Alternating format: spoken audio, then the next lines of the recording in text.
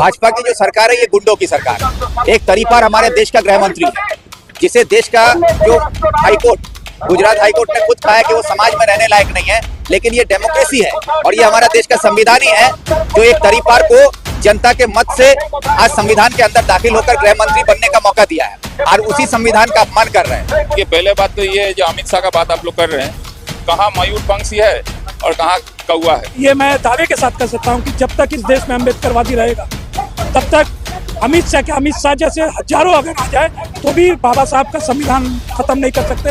ये मैं दावे के साथ कर सकता हूँ। बीजेपी के चाणक्य अमित शाह ने बाबा साहेब भीमराव अंबेडकर का अपमान कर बीजेपी को बुरी तरह फंसा दिया है। अंबेडकर के खिलाफ अमित शाह के बयान के खिलाफ देश भर में लगातार विरोध प्रदर्शन हो रहे हैं। राजनीतिक दलों के साथ साथ सामाजिक संगठन भी रास्ते पर उतर गए हैं। कोलकाता में भी कई सामाजिक संगठनों ने अमित शाह के खिलाफ जोरदार प्रदर्शन किया और उनके इस्तीफे की मांग की। अंबेडकर की मूर्ति के पास हुए इस कार्यक्रम में शामिल हुए समाज के तमाम तबके के लोगों ने अमित शाह और बीजेपी को सावधान करते हुए एक सुर में कहा कि बाबा साहेब का अपमान नहीं सहेगा हिंदुस्तान।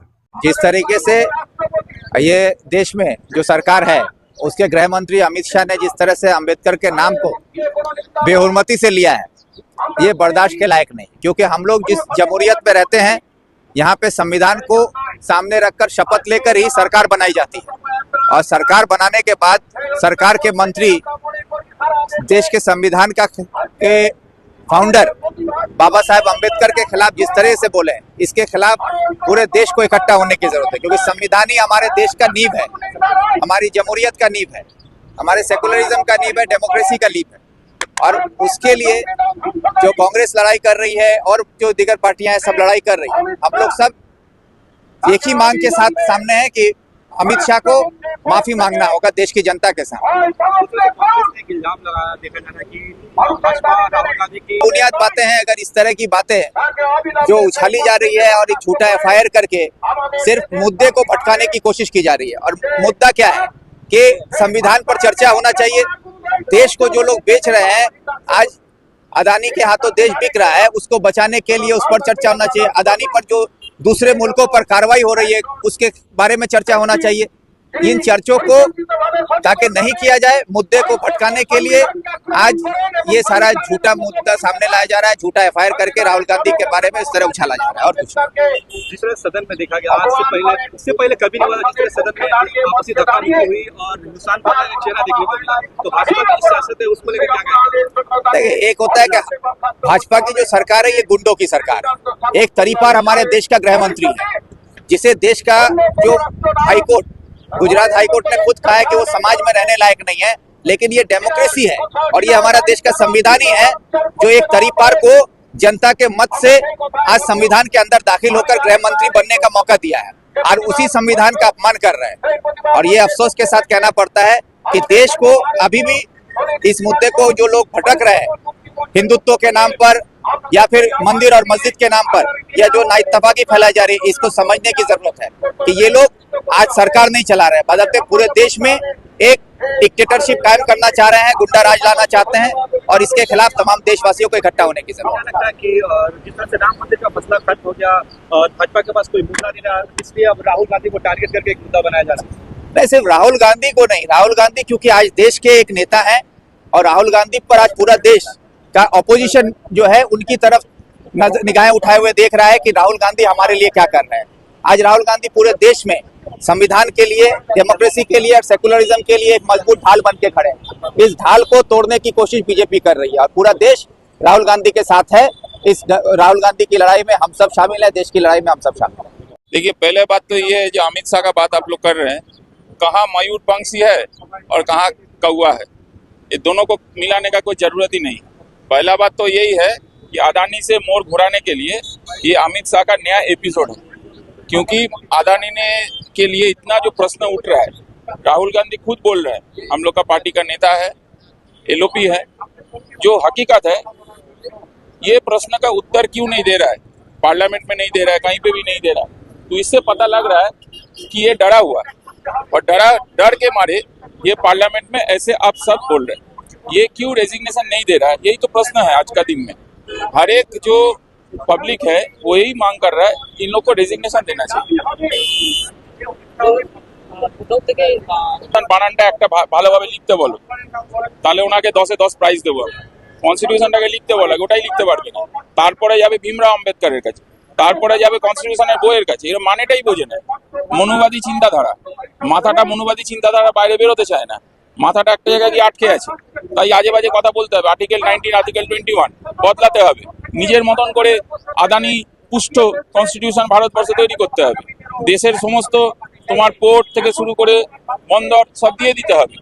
অলিখিত রাজত্ব চলবে east India company. Rahul Gandhi তার প্রতিবাদ করছেন, রাস্তায় নামছেন। তাই বুঝে নিতে হবে যেটা একটা গভীর ষড়যন্ত্র। তাই পশ্চিমবঙ্গের প্রদেশ কংগ্রেসের সভাপতি শুভঙ্কর সরকারের নেতৃত্বে আমরা গোটা ব্লক জুড়ে পশ্চিমবঙ্গে আমরা এর প্রতিবাদ জানিয়েছি।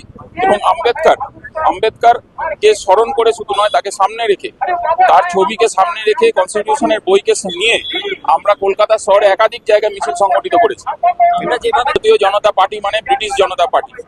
ব্রিটিশরা পালিয়ে গেছিল 1947 সালে। ছোট একটি সন্তান ছেড়ে গেছিল, তারা বড় হয়েছে এখন। তারা ইস্ট ইন্ডিয়া কোম্পানির প্রতিনিধিত্ব করেন, যা দেখছে তা বেচে দিচ্ছে। এলআইসি যা দেখো নবরত্ন কোম্পানি ছিল, তোমরা জানো ভালো করে। কংগ্রেসের আমলে এক একটা নবরত্ন কোম্পানি গ্রোথ হয়েছিল। হেল থেকে শুরু করে, সেল থেকে শুরু করে একের পর এক গ্রো হয়েছিল। প্রায় দেশটাকে বিক্রি করে দিতে পারলে বাঁচে, বেচে কি করে চালাবো তার হচ্ছে ধান্দা। সেই জন্যই তুমি দেখবে আজকের দিনে কিন্তু যেটাকে বলে স্ট্যাটিক এমপ্লয়মেন্ট গ্রোথ, সেটা কিন্তু কমেছে।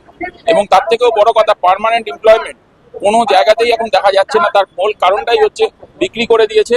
যাদের হাতে ছেড়েছে তারাও এক প্রকার আগ্রাসী ভূমিকা পালন করছে। देखिए, सबसे पहले मैं अमित शाह का निंदा करता हूँ। उन्होंने जो बाबा साहब का अपमान किया है उसके लिए सबसे पहले निंदा करता हूँ। दूसरी बात, पार्लियामेंट में संविधान के बारे में चर्चा चल रही थी। संविधान के बारे में जब चर्चा चलेगी तो संविधान, जितने भी पार्लियामेंट में बैठे हुए लोग हैं वो लोग चर्चा करेंगे बाबा साहब की, अम्बेडकर की। और जब ये चर्चा अम्बेडकर की हो रही थी तो अमित शाह ने इतना गंदा बात किया कि अम्बेडकर अम्बेडकर अम्बेडकर अम्बेडकर कह के आप जो फैशन बना रहे हो, फैशन कर रहे हो। अगर भगवान का नाम लेते तो स्वर्ग मिल जाता आपको, सातों जन्म में स्वर्ग मिलता। ये जो बातें कह रहे थे ये बहुत ही निंदनीय बात है। क्योंकि अमित शाह ने जो शुरू से, जब से सरकार आई है, भाजपा की सरकार जब से आई है देश में, आपने गौर किया होगा, उन्होंने मनुस्मृति को लागू करने का प्लानिंग पहले से तय कर लिया है। उन्होंने सबसे पहले लिंचिंग किया, उसके बाद माने इतने उनके काम हैं जो मैं गिना सकता हूँ कि जिससे ये साबित होता है कि मनुस्मृति लागू करना उनका मकसद है। वो संविधान को खत्म करने की साजिश रच रहे हैं। और ये मैं दावे के साथ कह सकता हूँ कि जब तक इस देश में अम्बेडकरवादी रहेगा तब तक अमित शाह जैसे हजारों अगर आ जाए तो भी बाबा साहब का संविधान खत्म नहीं कर सकते। ये मैं दावे के साथ कह सकता हूँ। भाजपा द्वारा जो प्रेसिडेंट बनाया गया द्रौपदी मुर्मू, वो भी तो दलित समाज से बिलोंग करती है, वो तो देश की प्रेसिडेंट। यही बाबा साहब की जो संविधान की सच्चाई है, संविधान की ताकत है। उसने संविधान के माध्यम से मुर्मू को राष्ट्रपति बनाया, लेकिन बनाने के बाद जो अपमानित कर रहा है वो लोग भाजपा वाले। आपने देखा होगा कि राम मंदिर का जो उद्घाटन हुआ और जो पार्लियामेंट का उद्घाटन हुआ उसमें मुर्मू को नहीं बुलाया गया। इसके पहले रामनाथ कोविंद थे, उनको नहीं बुलाया गया। तो ये बनाना केवल वोट की साजिश है उनकी, और कोई कारण नहीं है।